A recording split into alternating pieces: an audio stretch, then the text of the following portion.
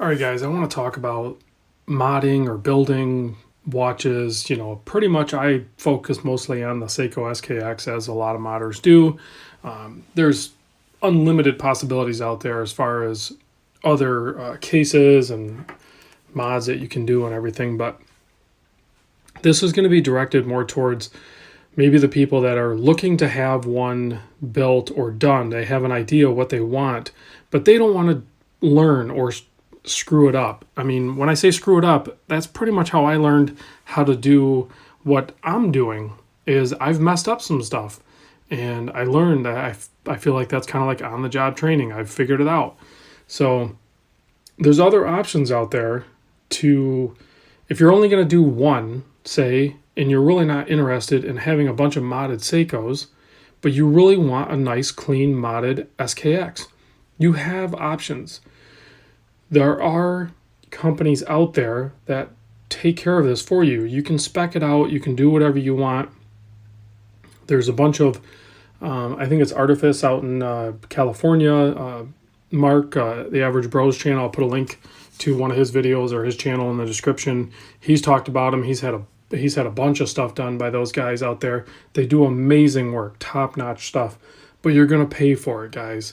I mean, you're talking anywhere from $500 to $1,000 is the norm. So be ready. If you want to just do one watch, it might be worth it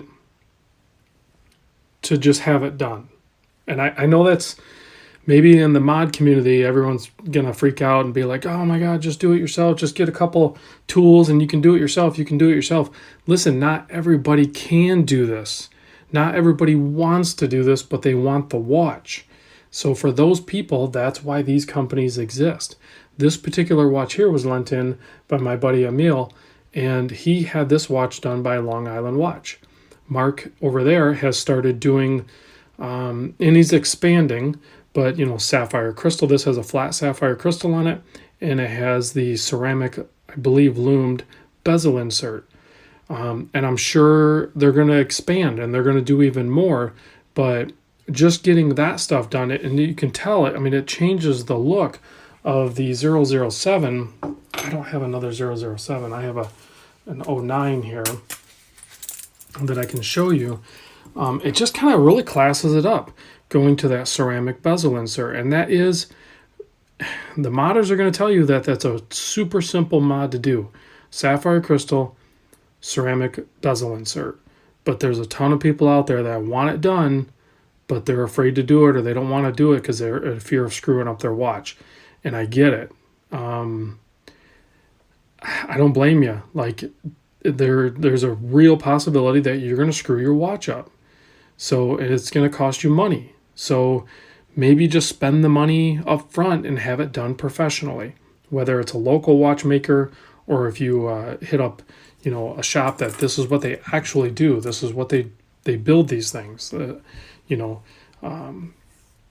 So this guy right here, spec'd out. I mean, it's pretty simple. It basically is a SKX 007J model. You can see, the way the dial's down. It has the 21 jewels written on the dial, and it should, if you look closely down there, you can see it says made in Japan down there. So this is a J model, which is, some people like it. It's nice. And then it has the flat sapphire crystal, and then it has the ceramic bezel insert. And that's the extent of the mod. Now, he also added onto the order the upgraded silicone strap, which these are like $50.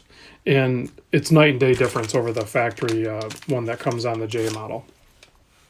And this watch right here, so the watch and the labor, the parts, and everything was like $450. So gasp, right? That's a lot of money to throw down on an SKX. But you got to understand what you're getting here. The SKX J model alone was like $280. And if you look on eBay right now, they're trending up. They're going up. They're like $350-ish now. But so $280 for the J model. And then I'm just going to use ballpark figures here just from all the parts that I've bought. But the ceramic bezel insert, you're looking at probably around $40. The sapphire crystal, again, you're looking at probably around $40. This isn't including any gaskets or adhesive or anything like that. So now you're looking at $320 for your price based on a $280 original purchase. And then you're looking at about $40, or say $50 for the strap. So what does that put you at? That puts you at like $370, right? So the difference between $370 and $450, the actual price, you're talking $80 in labor. But again, there's little material stuff that gets eaten up too. So I think $80 in the big scheme of things to not have your watch screwed up is a pretty good deal. Because I guarantee you, I've spent more than $80 learning the hard way. So if you're looking for a modded Seiko, SKX, or whatever, maybe don't get into it. Maybe if you just want the one really nice build, or even two or three or whatever, but you don't want to invest the time, the knowledge, the frustration, and the parts that you'll inherently probably damage and then have to reorder, and then you wait on parts, maybe you should leave it up to the professionals. And I know that's weird coming from me, because like I'm doing it, I'm modding them and stuff, but there's a reason why these companies exist, and it's because guys don't want to screw them up. So you can easily get one like this one. You're going to be under 500, but you're going to have the 7S26 movement in it, which is totally fine, guys.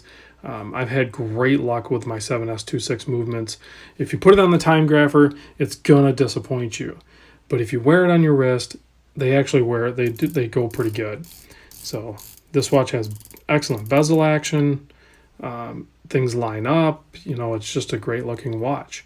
So, and you can do further upgrades. Like I said, you can hit up, and I'm sure Mark will probably even expand even more, but because you can already do like hands and everything like that. But until they get hands out there that have the same lume as the Seiko hands, I wouldn't mess with them personally. But if you look at Artifice, you're looking at a SKX Enhanced. They go all the way up to like $1,000.